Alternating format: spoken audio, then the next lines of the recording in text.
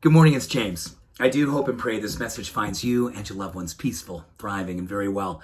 Thank you for your time. Thank you for your energy. I'm deeply grateful to have the honor and the blessing of laying eyes on you today. And this morning's message is for you.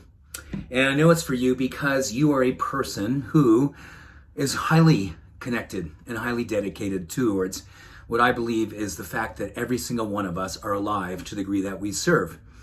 And with that connection to service, the way that you show up in each and every day, there could be a tendency, and I'm just saying this with love and respect, that your currency of going out in the world and serving and giving is beautiful and powerful, but sometimes your ability to connect with how much you need that same type of love, that same type of care yourself. You need it first and foremost. You know, there's been many studies on how it is that the compassion burnout of people who are so deeply dedicated to their spiritual dharma of going out in the world and doing everything they can to be a beneficial presence on the planet is real. It's beautiful. It's powerful. You do this each and every day. And I can't tell you how much I love and respect you for that. But I also believe more and more, as the studies will tell us, is that compassion burnout, compassion fatigue is catching up with us. We have to give ourselves permission to begin with that love first with ourselves, to dedicate self-care first to ourselves. And if you woke up this morning and the first thing you thought to yourself is, oh my goodness, there's so much I have to do for others, I would love for you to just stop for a moment and let me remind you of something that Howard Thurman said, which is something that I think about every single day. He said, don't ask yourself what the world needs.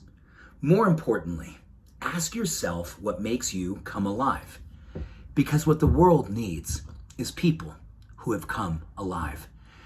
And when you see what it is when you are with people who are alive, the vitality, the light, the love, the spirit, just coming through them, it is the currency of their being.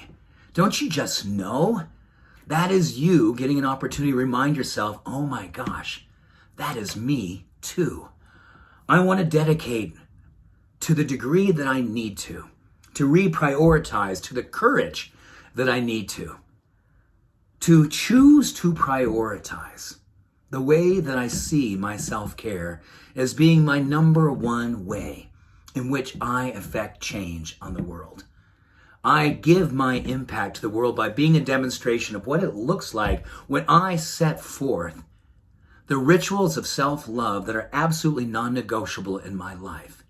And that type of integrity that's woven in the fabric of our physiology, our emotional well-being, our spiritual light becomes a beacon, becomes an invitation, becomes the thing that when people lay eyes on you, they say, oh my gosh, I want what that is about. What do you do to put that light in the world?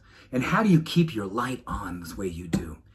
And you bravely, with a level of, with deep, deep courage, say, I know that I want to be a beneficial presence on the planet, but you know what I know more than anything? I cannot do that unless I start with loving myself. The food I put in my body, the way I move my body, the meditation I do, the prayer work that I do, the presence and reverence I have for myself is not selfish. It is my primary way in which I become the beneficial presence and live up to that beautiful quote. I am absolutely a light, and I have chosen to use my self-care as my primary activism to show people what the world needs. I have simply chosen to become fully alive. Thank you.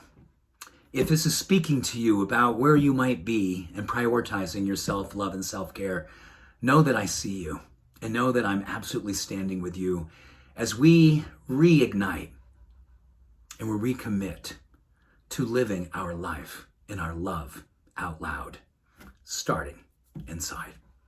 Thank you. Have an awesome day. Much love. Every blessing. Bye for now.